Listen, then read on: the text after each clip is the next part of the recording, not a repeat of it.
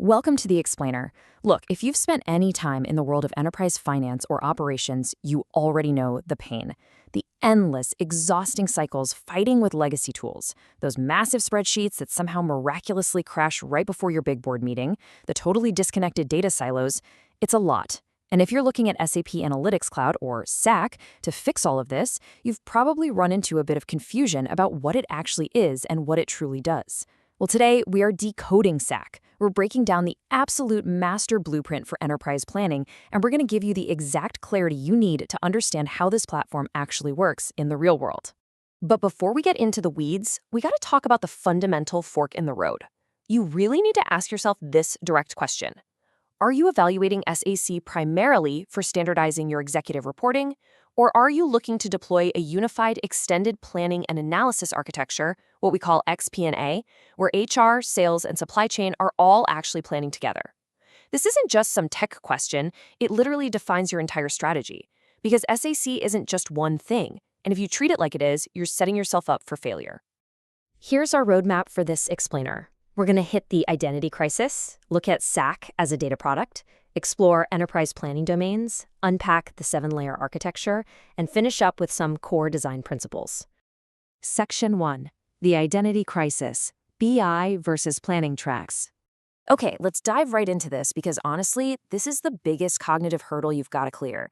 SAP Analytics Cloud actually runs two completely distinct capability tracks living on a single platform.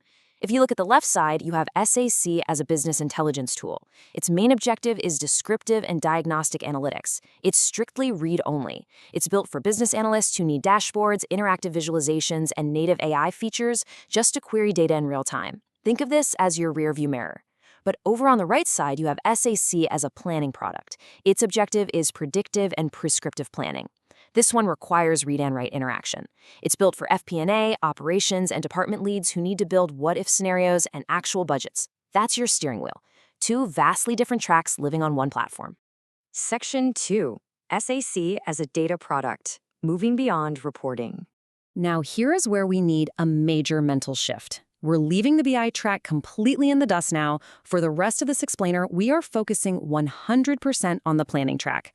When we use SAC for planning, we have to frame it as an active data product, not just passive reporting. The real magic here lies in input-enabled models. These let users across the entire enterprise submit budgets, adjust forecasts, and crucially, write those changes back directly to core systems like SAP S/4HANA. It fundamentally changes how you interact with the system. You aren't just reading history anymore. You're actively bridging historical data with tomorrow's decisions. And let me tell you, this active interaction is backed by some serious computational muscle. SAC planning brings advanced logic and predictive power directly to the business user. We're talking in-memory, multi-step calculations, and automated data actions. Stuff like massive allocation rules and currency conversions happening in a snap. But where it gets wildly powerful is with driver-based simulation trees. This lets you run what-if scenarios, modeling real-world market changes against your financial targets.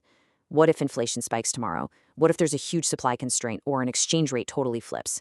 You can model that directly in the tool and see the immediate impact on your bottom line. Section 3. Enterprise Planning Domains, Scaling Across the Business. And this brilliantly illustrates that SAC planning is absolutely not just a finance tool. It's a massive, enterprise-wide solution.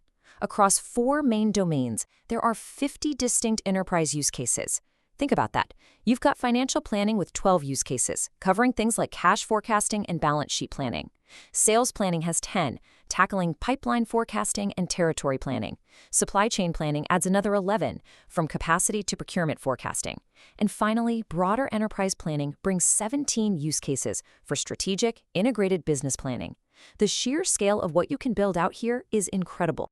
Section 4, the 7-layer architecture, the how-to stack.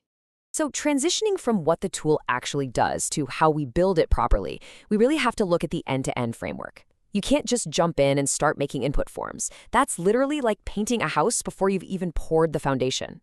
Layers 1 through 4 are your foundation, strategy and modeling.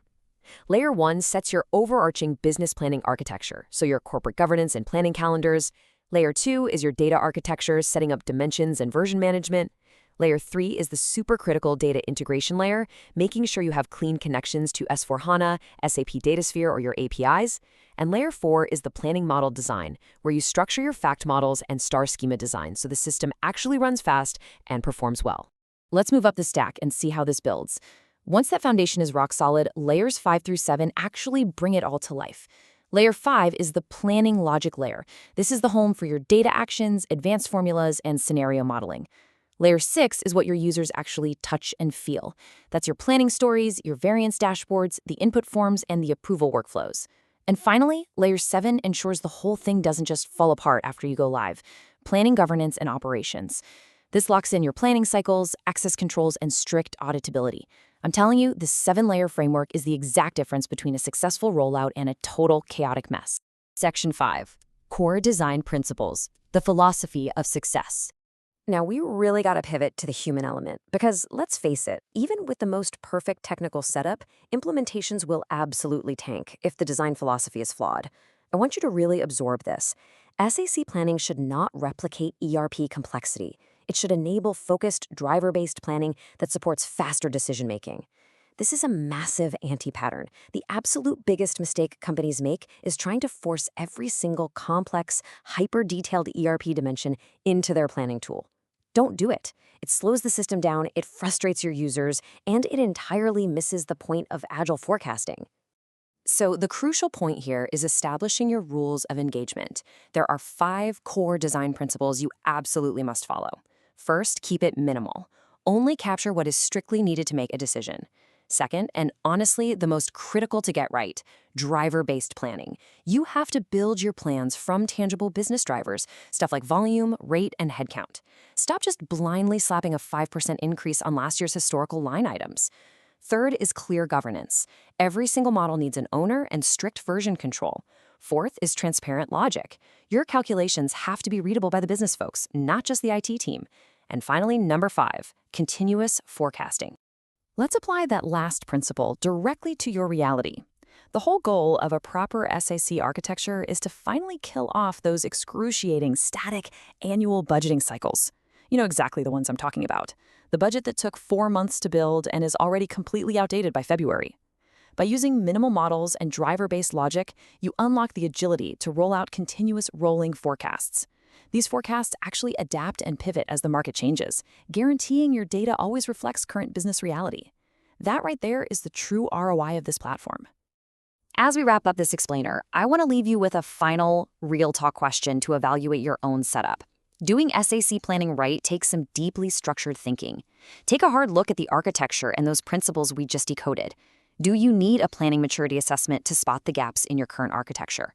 Because if your models feel way too complex, or if you're still relying on static budgets instead of dynamic drivers, it is definitely time to define a much more structured path forward using this blueprint. Thanks for hanging out with me for this explainer, and keep building smarter.